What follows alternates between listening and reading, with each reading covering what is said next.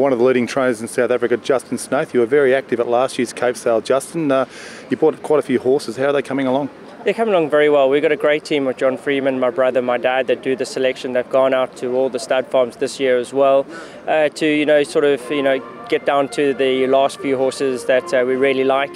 And there's a very strong string of horses this year, as it was last year.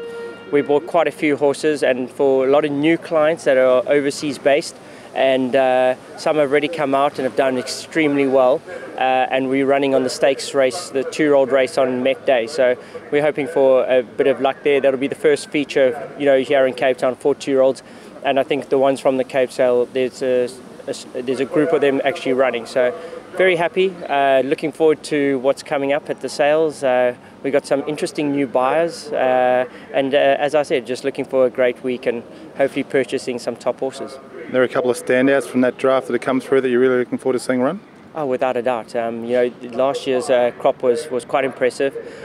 Look, they aren't cheap, but good things aren't cheap. So you got to pay for the good ones, and that's what it's about. And we stuck our neck out on a few, and so far looking good. And I think I've probably got one of the strongest 2-year-old strings I've ever had. So when the season starts in Durban and stuff, will be quite impressive.